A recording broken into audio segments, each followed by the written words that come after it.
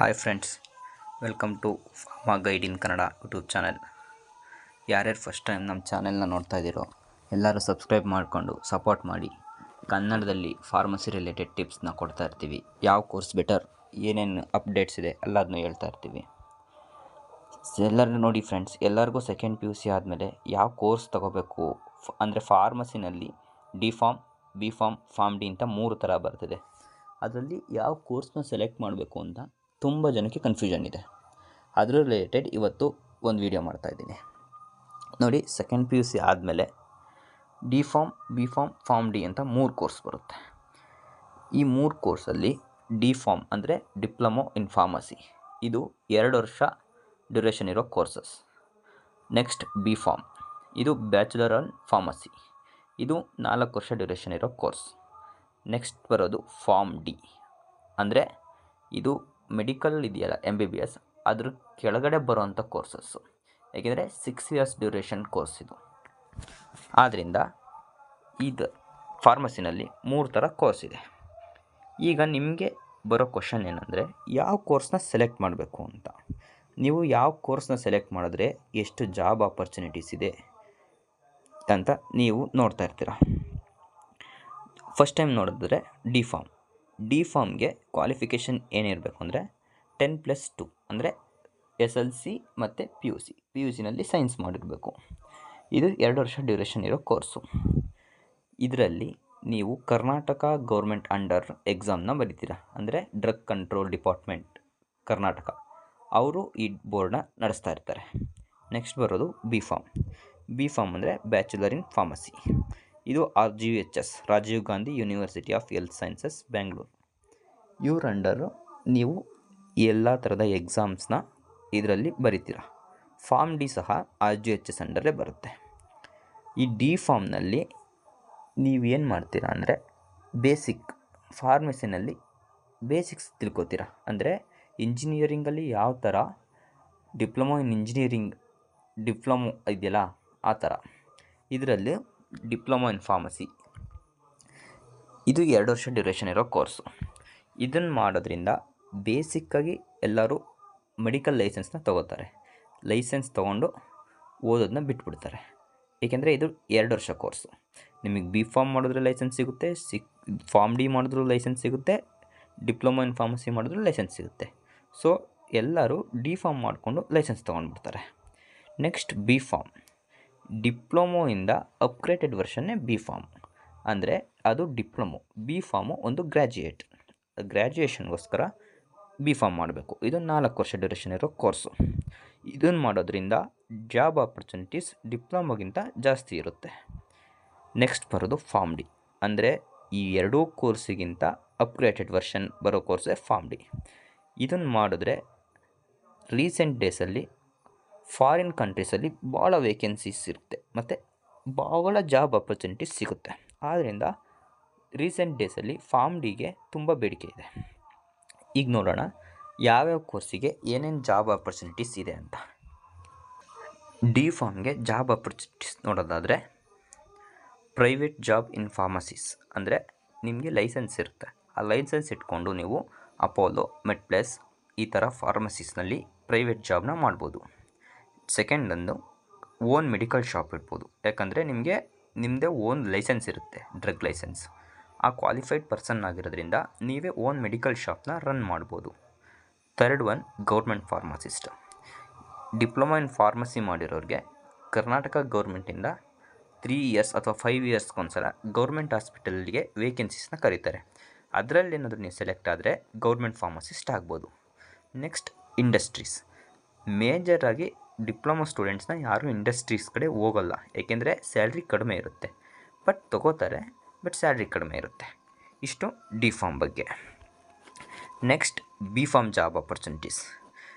ನೀವು compare to diploma in pharmacy, B ಫಾರ್ಮಲ್ಲಿ ನಿಮಗೆ ತುಂಬ ಜಾಬ್ ಆಪರ್ಚುನಿಟೀಸ್ ಸಿಗುತ್ತೆ. ನೀವು ನೋಡಬೇಕು ಅಂದರೆ ಸೇಮ್ ಇದರಲ್ಲೂ ನೀವು ಫಾರ್ಮಸಿಸ್ನಲ್ಲಿ ಜಾಬ್ ಮಾಡ್ಬೋದು. ಜಾಬ್ಸ್ ಇನ್ ಇಂಡಸ್ಟ್ರೀಸಲ್ಲಿ ಮೆಜಾರಿಟಿ ಆಫ್ ಇಂಡಸ್ಟ್ರೀಸಲ್ಲಿ ನಿಮಗೆ ಹೈರ್ ಮಾಡ್ತಾರೆ. ಜಾಬ್ಸಲ್ಲಿ ಒಳ್ಳೆ ಸ್ಯಾಲ್ರಿ ಕೊಟ್ಟು ಇಂಡಸ್ಟ್ರೀಸಲ್ಲಿ ನಿಮಗೆ ಪ್ರೊಡಕ್ಷನ್ ಡಿಪಾರ್ಟ್ಮೆಂಟ್ ಇರ್ಬೋದು, QA ಡಿಪಾರ್ಟ್ಮೆಂಟು, QC ಡಿಪಾರ್ಟ್ಮೆಂಟು, ಇಲ್ಲೆಲ್ಲ ನಿಮ್ಮನ್ನು ಹೈರ್ ಮಾಡ್ತಾರೆ. Next job as a MR. MR ಅಂದರೆ ಮೆಡಿಕಲ್ ರೆಪ್ರೆಸೆಂಟೇಟಿವ್. ಈಗ ಒಂದು ಕಂಪ್ನಿನಲ್ಲಿ ನೀವು ಅವ್ರ ಬ್ರ್ಯಾಂಡ್ನ ರೆಪ್ರೆಸೆಂಟೇಟಿವ್ ಮಾಡೋದು ಮೆಡಿಕಲ್ ಶಾಪ್ಸಲ್ಲಿ. ಈ ಥರ ಜಾಬ್ಗೂ ನಿಮ್ಮನ್ನು ಸೆಲೆಕ್ಟ್ ಮಾಡ್ತಾರೆ. Next is own medical shop.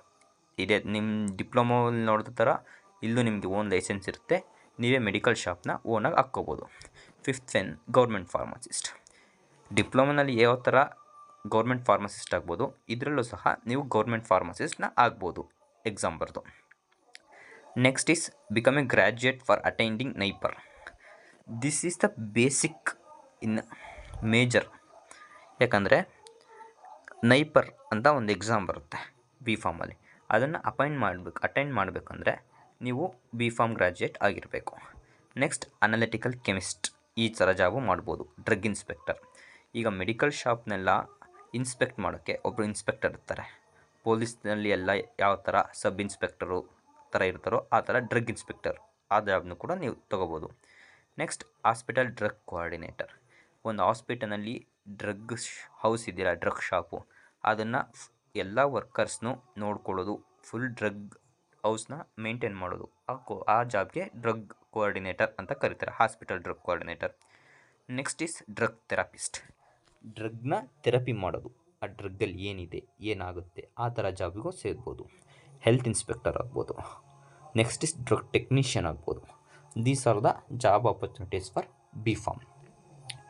Next is job opportunities for pharm D. ಈ ಬಿ ಫಾರ್ಮ್, ಡಿ ಫಾರ್ಮ್ ಇವೆರಡು ಬಿಟ್ಟರೆ ಫಾರ್ಮ್ ಡಿಗೆ ಬೇರೆ ಥರನೇ ಸ್ಕೋಪು.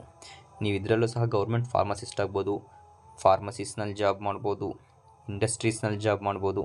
ಇದನ್ನೆಲ್ಲ ಬಿಟ್ಟು ಫಾರ್ಮ್ ಡಿ ಮಾಡಿದ್ರೆ ನೀವು ಫಾರಿನ್ ಕಂಪ್ನೀಸಲ್ಲಿ ಭಾಳ ಹೈರ್ ಮಾಡ್ತಾರೆ. ಯಾವುದರಲ್ಲಿಂದರೆ ಕ್ಲಿನಿಕಲ್ ಫಾರ್ಮಸಿಸ್ಟ್ ಆಗ್ಬೋದು, ಫಾರ್ಮಸಿ ಡೈರೆಕ್ಟರ್ಸ್ ಆಗ್ಬೋದು, ಫಾರ್ಮಾಸ್ಯೂಟಿಕಲ್ ಕನ್ಸಲ್ಟೆಂಟ್ ಆಗ್ಬೋದು, ಡ್ರಗ್ ಇನ್ಸ್ಪೆಕ್ಟರ್ಸ್ ಆಗ್ಬೋದು, ಸ್ಟೇಟ್ ಆರ್ ನೇಷ್ನಲ್ ಆ ಥರ ಡ್ರಗ್ ಇನ್ಸ್ಪೆಕ್ಟರ್ಸ್ ಆಗ್ಬೋದು, ಸ್ಟಾಫ್ ಫಾರ್ಮಸಿಸ್ಟ್ ಆಗ್ಬೋದು, ಮೆಡಿಕಲ್ ರೈಟರ್ ಆಗ್ಬೋದು, ಮೆಡಿಕಲ್ ಕೋಡಿಂಗ್ ಸಹ ಮಾಡ್ಬೋದು, ಫಾರ್ಮಾಸ್ಯೂಟಿಕಲ್ ಸೈಂಟಿಸ್ಟ್ ಆಗ್ಬೋದು, ಅಂದರೆ ನಿಮ್ಮದೇ ಓನ್ ಡ್ರಗ್ನ ನೀವು ಕಂಡುಹಿಡಿಬೋದು, ಸೈಂಟಿಸ್ಟ್ ಆಗ್ಬೋದು. ಆ ಥರ ಅನಲಿಟಿಕಲ್ ಕೆಮಿಸ್ಟ್ ಆಗ್ಬೋದು, ಅಂದರೆ ಒಂದು ಡ್ರಗ್ನ ಏನು ಕಂಡುಹಿಡಿದಿರ್ತಾರೋ ಅದನ್ನು ಅನಲಿಟಿಕಲ್ ಮಾಡೋದು, ಕೆಮಿಸ್ಟ್ ಆ ಥರ ಆಗ್ಬೋದು. ಡ್ರಗ್ ಸೇಫ್ಟಿ ಅಸೋಸಿಯೇಟ್ ಇದರಲ್ಲೂ ಸಹ ಹೈರ್ ಮಾಡ್ತಾರೆ. ಫಾರ್ಮಸಿ ಟೆಕ್ನಿಷಿಯನ್ ಆಗ್ಬೋದು. ಈ ಥರ ಎಲ್ಲ ಕೋರ್ಸ್ಗಳು ಅಥವಾ ಜಾಬ್ಗಳು ಏನಿದೆ ಇದು ನಿಮ್ಮನ್ನು ಫಾರಿನಲ್ಲಿ ತುಂಬ ಹೈರ್ ಮಾಡ್ತಾರೆ. ಆದ್ದರಿಂದ ನೀವು ಫಾರ್ಮಸಿನಲ್ಲಿ ಕೋರ್ಸ್ನ ಸೆಲೆಕ್ಟ್ ಮಾಡಬೇಕಾದ್ರೆ ನಿಮಗೆ ಎಷ್ಟು ಓದಬೇಕು ಅನ್ನೋ ಇಂಟ್ರೆಸ್ಟ್ ಇದೆ, ಜಾಬಲ್ಲಿ ಯಾವ ಥರ ಇಂಟ್ರೆಸ್ಟ್ ಇದೆ, ಎಲ್ಲದನ್ನೂ ನೋಡಿಕೊಂಡು ನೀವು ಕೋರ್ಸ್ನ ಸೆಲೆಕ್ಷನ್ ಮಾಡಬೇಕು. What is your final decision? ಇಷ್ಟೆಲ್ಲ ಗೊತ್ತಾದ ಮೇಲೆ ನೀವು ಯಾವ ಥರ ಡಿಸಿಷನ್ ಮಾಡಬೇಕು ಅಂತ ಇದರಲ್ಲಿ ತಿಳ್ಕೊಬೋದು. ಡಿ ಫಾರ್ಮ್ ತೊಗೋತಿರೋ, ಬಿ ಫಾರ್ಮ್ ತೊಗೋತಿರೋ, ಫಾರ್ಮ್ ಡಿ ತೊಗೋತಿರೋ ಅನ್ನೋದು ಈಗ ನಿಮಗೆ ಕ್ವಶನ್ನಾಗಿ ಉಳಿದಿದೆ. ನಾನು ಹೇಳೋ ಪ್ರಕಾರ ನಿಮ್ಮ ಏಮ್ ಅಂದರೆ ದೊಡ್ಡದಾಗಿರೋದಲ್ಲ ಇದ್ದರೆ ನೀವು ಡಿ ಫಾರ್ಮ್ ತೊಗೊಳ್ಳೋದು ಬೆಟರ್. ಯಾಕಂದರೆ ಡಿ ಫಾರ್ಮು 2 ವರ್ಷದ ಕೋರ್ಸು, ನೀವು ಬೇಗ ಮುಗಿಸಿ ಲೈಸೆನ್ಸ್ ತೊಗೊಂಡು ಮೆಡಿಕಲ್ ಶಾಪ್ ಇಡ್ತೀವಿ ಅಂದರೆ D Pharm is more than enough. But present ಡೇಸಲ್ಲಿ ಡಿ ಫಾರ್ಮ್ಗೆ ಎಕ್ಸಿಟ್ ಎಕ್ಸಾಮ್ ಅಂತ ಒಂದು ಕಂಡಕ್ಟ್ ಮಾಡ್ತಾರೆ. ಇದು ಇವಾಗ ಮೇಜರಾಗಿ ಡಿಪ್ಲೊಮೊ ಸ್ಟೂಡೆಂಟ್ಸ್ಗೆ ಕಾಡ್ತಾ ಇರೋ ಒಂಥರ ತೊಂದರೆ. ಅದ್ರ ಬಗ್ಗೆ ಬೇರೆ ವೀಡಿಯೋದಲ್ಲಿ ತಿಳಿಸ್ಕೊಡ್ತೀನಿ. ಬಿ ಫಾರ್ಮ್ ಮಾಡ್ತೀನಿ ಅಂದರೆ ನಿಮಗೆ ಡಿಗ್ರಿನೂ ಬೇಕು, ಜಾಬು ಬೇಕು, ಲೈಸೆನ್ಸು ಬೇಕು, ಒಳ್ಳೆ ಸ್ಯಾಲ್ರಿ ಬೇಕು ಅಂದರೆ ಬೆಟರ್ ನೀವು ಬಿ ಫಾರ್ಮ್ ಮಾಡಿ. ನೀವು ಫಾರಿನ್ ಕಂಪ್ನೀಸಲ್ಲೇ ಮಾಡಬೇಕು, ಫಾರಿನ್ನಲ್ಲಿರಬೇಕು, ಹೈ ಪೇಯ್ಡ್ ಸ್ಯಾಲ್ರಿ ತೊಗೋಬೇಕು, ಲಾಂಗ್ ಡ್ಯೂರೇಷನ್ ಹೋಗ್ತೀನಿ ಅಂದರೆ ನೀವು ಫಾರ್ಮ್ ಡಿ ತೊಗೋಬೋದು. ಯಾವ್ಯಾವ ಕಾಲೇಜಲ್ಲಿ ಯಾವ್ಯಾವ್ದು ಕೋರ್ಸ್ ಇದೆ ಅಂತ ನೆಕ್ಸ್ಟ್ ವೀಡಿಯೋದಲ್ಲಿ ತಿಳಿಸ್ಕೊಡ್ತೀನಿ.